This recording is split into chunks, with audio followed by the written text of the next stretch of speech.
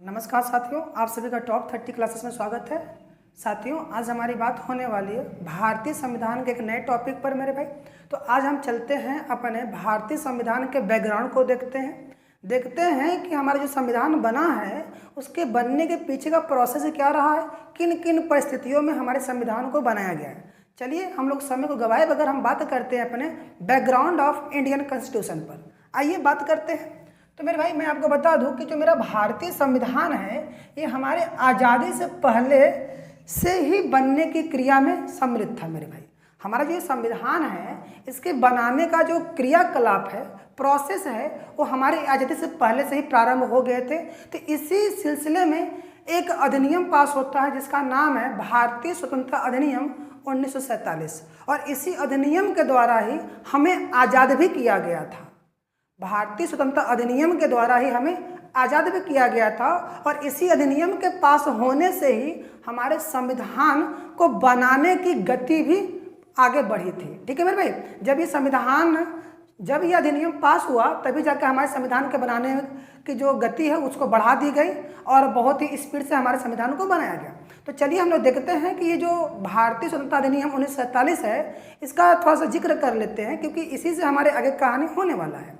तो मेरे भाई ये जो अधिनियम है 1947 का भारतीय स्वतंत्रता अधिनियम, इसको ब्रिटिश संसद में 4 जुलाई को प्रस्तुत किया गया था। 4 जुलाई 1947 को प्रस्तुत किया गया था और ब्रिटिश संसद के द्वारा इसको 18 जुलाई 1947 को स्वीकृति प्रदान कर दी गई और इस अधिनियम के अंतर्गत कुल 20 धाराएं मौजूद थी। मेरे भाई इस अधिनियम में कुल 20 धाराएं मौजूद थी। अब ये धाराएं क्या है कि इस अधिनियम के अंतर्गत जो भी नियम बनाए गए थे उन नियमों को हम धारा के नाम से जानते हैं। आइए चलते सबको डिटेल से देख लेते हैं। भारतीय स्वतंत्रता अधिनियम 1947 इसको ब्रिटिश संसद में 4 जुलाई 1947 को प्रस्तुत किया गया था और 18 जुलाई 1947 को संसद के द्वारा इसको स्वीकृति प्रदान कर दी गई थी और इसमें कुल 20 धाराएं मौजूद थी। ठीक है, ये रही थोड़ी सी बातें हमारे अधिनियम भारतीय स्वतंत्रता अधिनियम 1947 का। अब इसके अंदर कुछ प्रावधान है मेरे भाई, उन प्रावधानों को हम देख लेते हैं। ठीक है, आइए देखते हैं इसके अंदर कौन कौन से प्रावधान मौजूद थे मेरे भाई। तो हम लोग बात करते हैं भारतीय स्वतंत्रता अधिनियम के प्रावधान पर। तो इसके अंदर मुख्यतः कुछ प्रावधान उसको हम लोग देख लेते हैं। तो इसी के अंदर एक प्रावधान किया गया था, उसी प्रावधान के द्वारा ही हमारे देश को 2 भागों में बांटा गया, भारत और पाकिस्तान। ठीक है, और इसी के अंदर एक प्रावधान ये भी मौजूद था कि जो संविधान सभा है वो विधान मंडल के रूप में कार्य करेगी, यानी कि जितने भी देश के अंदर नियम कानून बनाने होंगे वो सभी के सभी संविधान सभा ही बनाएगी, वही सभी विधान को बनाकर उसको देश के अंदर लागू कराएगी। ये सब के सब काम दे दिए गए थे हमारे संविधान सभा को जब तक कि संविधान का निर्माण नहीं हो जाता।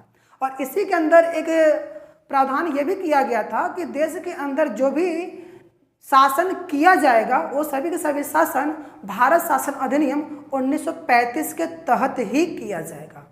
ठीक है, और इसके अंदर एक प्रावधान और भी किया गया था और इस प्रावधान के द्वारा ही जितने भी देशी रियायत थे मेरे भाई उसको ब्रिटिश से मुक्त कर दिया गया था।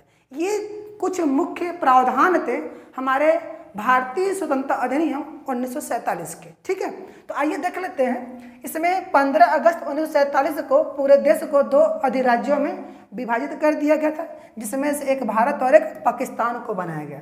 तो आप देख रहे हैं कि 15 अगस्त के दिन हमारे देश को 2 भागों में बांटा गया था और हम उस दिन को आज़ादी के रूप में मनाते हैं। एक्चुअल में तो आज़ादी तो मिली ही नहीं, उस दिन हमारे देश को 2 भागों में बांटा गया है मेरे भाई, ये जान लीजिए आप।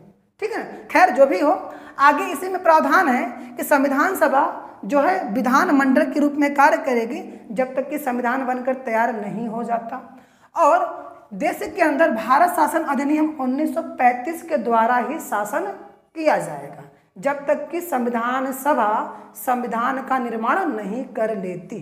ठीक, और इसी में एक प्रावधान यह भी किया गया था कि देशी रियायत जितने भी है उनको ब्रिटिश शासन से मुक्त कर दिया गया, अर्थात देशी रियायतों को स्वतंत्रता प्रदान कर दी गई। ये थी कुछ मुख्य प्रावधान हमारे स्वतंत्रता अधिनियम भारतीय स्वतंत्रता अधिनियम 1947। ठीक, आइए हम बात करते हैं अपने अब संविधान सभा पर, क्योंकि पूरी कहानी संविधान सभा पर ही अटकी हुई है। तो मेरे भाई अब ये संविधान सभा जो है इसका विचार सबसे पहले किसने दिया था? तो मेरे भाई संविधान का निर्माण करने वाली संविधान सभा का विचार सबसे पहले स्वराज पार्टी ने 1924 को प्रस्तुत किया था। ठीक है मेरे भाई, किस पार्टी ने? स्वराज पार्टी ने। ठीक, और बात होती है अब सीधे संविधान सभा पर। तो संविधान सभा का गठन मेरे भाई 4 जुलाई 1946 को हो जाता है। संविधान सभा का गठन 4 जुलाई 1946 को हो जाता है और जुलाई 1946 को ही संविधान सभा का चुनाव भी कराया जाता है।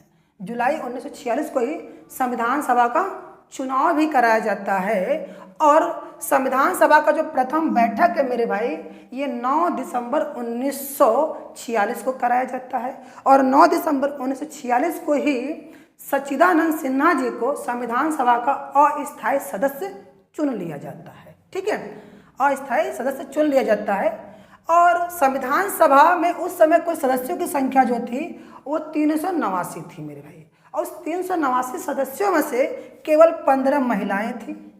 अब 2 दिन बाद आता है दिन 11 दिसंबर 1946 का। 11 दिसंबर 1946 को डॉक्टर राजेंद्र प्रसाद को संविधान सभा का स्थायी सदस्य बना दिया जाता है। ठीक है मेरे भाई, 11 दिसंबर 1946 को संविधान सभा के स्थायी सदस्य बन जाते हैं हमारे डॉक्टर राजेंद्र प्रसाद। ठीक, अब बात होता है संविधान सभा का कार्यवाही कब से स्टार्ट होता है, यानी कि संविधान सभा की जो कार्यवाही है वो 13 दिसंबर 1946 से स्टार्ट होती है, लेकिन जवाहरलाल नेहरू द्वारा प्रस्तुत किए गए उद्देश्य प्रस्ताव के साथ, जवाहरलाल नेहरू द्वारा प्रस्तुत किए गए उद्देश्य प्रस्ताव के साथ ही 13 दिसंबर 1946 को हमारा संविधान सभा का कार्यवाही प्रारंभ हो जाता है। आई होप आपको बातें समझ में आ गया होगा। अब आगे बात करते हैं। तो संविधान सभा जो है वो 29 अगस्त 1947 को संविधान का निर्माण करने वाली प्रारूप समिति का गठन कर लेता है। यानी कि संविधान का निर्माण करने वाली प्रारूप समिति का गठन जो किया जाता है संविधान सभा के द्वारा वो है 29 अगस्त 1947। यानी कि 29 अगस्त 1947 को संविधान निर्माण करने वाली प्रारूप समिति का गठन किया जाता है। अब बात होती है प्रारूप समिति की, तो प्रारूप समिति को किसने तैयार किया था? तो प्रारूप समिति को तैयार करने वाले हैं हमारे BN राव साहब। ठीक है मेरे भाई, प्रारूप समिति को तैयार BN राव साहब ने किया है, लेकिन प्रारूप समिति के जो अध्यक्ष हैं वो डॉक्टर BR अम्बेडकर जी हैं। ठीक, आई होप आपको बातें समझ में आ गया। संविधान का जो प्रारूप है वो BN राव द्वारा तैयार किया गया था, लेकिन प्रारूप समिति के जो अध्यक्ष हैं वो BR अम्बेडकर जी हैं। ठीक है ना, यानी कि प्रारूप को तैयार करने वाले BN राव जी हैं, जबकि उसके अध्यक्ष, ठीक है ना, प्रारूप समिति के अध्यक्ष डॉक्टर भीमराव अम्बेडकर जी हैं। ठीक, अब इसी बीच हमारे देश का विभाजन होता है, तो विभाजन के बाद फिर से संविधान सभा का गठन किया जाता है, जिसको बोलते हैं संविधान का पुनर्गठन। तो मेरे भाई संविधान का पुनर्गठन 31 अक्टूबर 1947 को होता है। 31 अक्टूबर 1947, और उस समय केवल और केवल 299 सदस्य होते हैं हमारे संविधान सभा में। ठीक है, तो देश के विभाजन के बाद संविधान सभा का पुनर्गठन 31 अक्टूबर 1947 को होता है और उस समय केवल और केवल 299 सदस्य रह जाते हैं हमारे संविधान सभा में। अब उसके बाद संविधान सभा में अब संविधान का प्रारूप जब तैयार हो जाता है तो उसके ऊपर अब विचार विमर्श होना स्टार्ट हो जाता है, जिसको हम लोग वाचन बोलते हैं। तो संविधान सभा में संविधान पर जो प्रथम वाचन होता है वो आपका 4 नवंबर से लेकर 9 नवंबर 1948 तक। ठीक है ना, 4 नवंबर से लेकर 9 नवंबर 1948 तक हमारा प्रथम वाचन चलता है संविधान सभा के अंदर49 के प्रारूप पर। ठीक है मेरे भाई, और इसका दूसरा वाचन 15 नवंबर 1948 से लेकर 17 अक्टूबर 1949 तक चलता है। ठीक है, 15 नवंबर 1948 से 17 अक्टूबर 1949 तक। और इसका आखिरी वाचन जिसको बोलते हैं तीसरा वाचन, यानी कि इसमें 3 बार ही बस वाचन हुआ है। इसका तीसरा वाचन आपका 14 नवंबर 1949 से लेकर 26 नवंबर 1949 तक चलता है, और 26 नवंबर 1949 के दिन ही हमारे संविधान सभा द्वारा संविधान को प्रस्तावित कर दिया, संविधान को पारित कर दिया जाता है।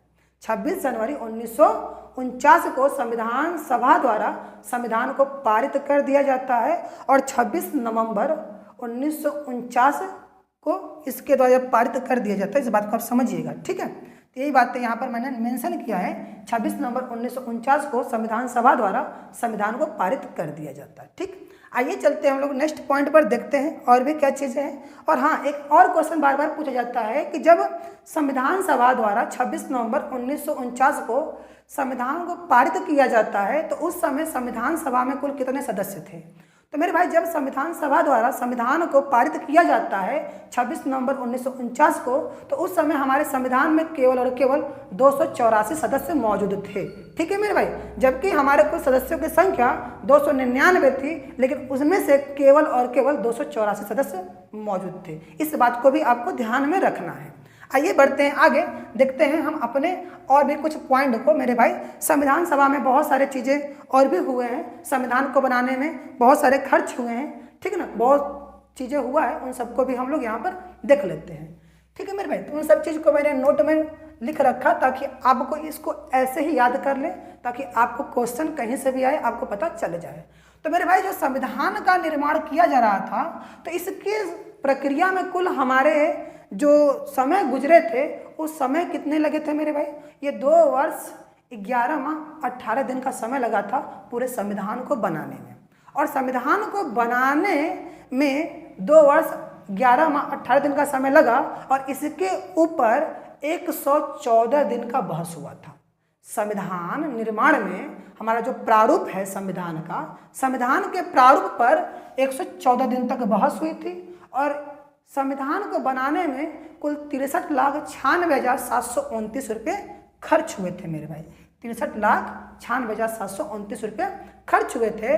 जब संविधान को 26 नवंबर 1949 को पारित किया गया था, उस समय हमारे मूल संविधान में केवल और केवल 22 भाग थे, 395 अनुच्छेद तथा 8 अनुसूचियां मौजूद थी। जबकि वर्तमान समय में अब 25 भाग हो गया है, 448 अनुच्छेद और 12 अनुसूचियां देखने को मिलता है। इस बात को आप ध्यान रखिएगा कि मूल संविधान में कितने अनुच्छेद, कितनी अनुसूचियां और कितने भाग थे और वर्तमान में कितने हैं, ठीक है मेरे भाई। अब हम बात करते हैं कि ये संविधान सभा का अंतिम बैठक कब हुआ था।